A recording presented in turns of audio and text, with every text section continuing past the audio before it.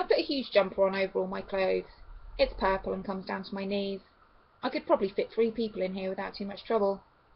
The sky is still grey, but at least it's stopped raining. Beryl has resumed her position on the armchair in my study. My screensaver yells at me for the 2nd time today. I sit down and type words, random words, anything just to get rid of the abrasive whiteness of the blank page. The random words turn into a poem. Not a very good poem, but a poem nonetheless. I click File, then Save As, and type Poem, and hit the Enter key on my keyboard. I return to the book. My masterpiece. I write a page about a young girl's first day at school. Her first day at school is surprisingly similar to my first day at school. Floods of tears, rivers of glue, storms of glitter, fields of dressing-up clothes, and mountains of potatoes and seas of multicoloured paint for potato stamp printing.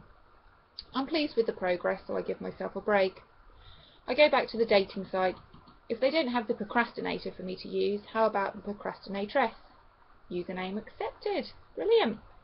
Password. Oh, you've got to be joking.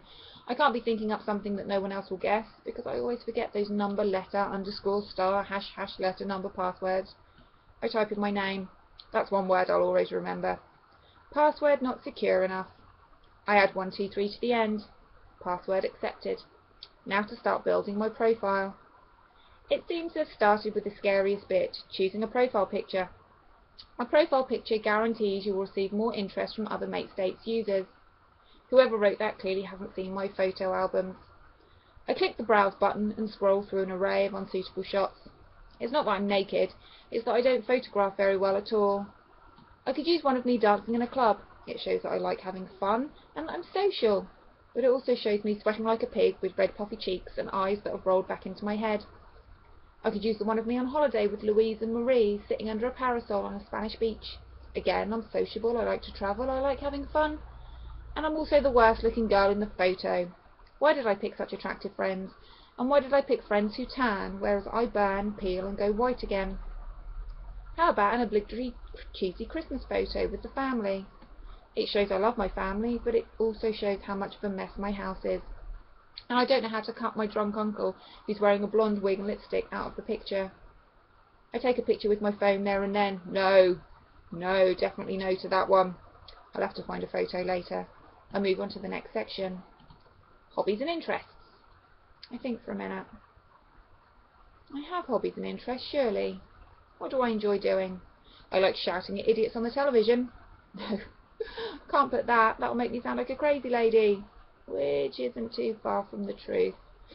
I take pictures of street signs and house numbers and light bulbs at odd angles and close-ups of patterns made by peeling paint on wooden doors and Beryl. Again, not really helping me seem sane. But photography, that's a hobby. I type photography. Well, writing, obviously. I write. I click open my document again. I minimise it quickly. I have written. I type writing. I look around my study. Piles of books prop up piles of books. They could really do with some sort of alphabetising or organising by genre. I'll do that later. I like to read. I type reading without being specific about what my literary tastes are, as I'm still not really sure myself. I notice a book with a bookmark sticking out, about a third of the way through. I gingerly pull the book out while another 10 tomes balance precariously on top of it. I steady the wobbling tower with my hip and flip through the first few pages. I don't remember reading this. I don't even recognise the front cover, the title, or the author. I hold the book open at the bookmarked page. The bookmark is an old Chinese takeaway menu. I open it up. It all looks so good. I turn to the back page. Recommended set meals. A, for one person. Chicken chop suey, sweet and sour pork, egg fried rice. Yum. But I'm really hungry. B, for two persons.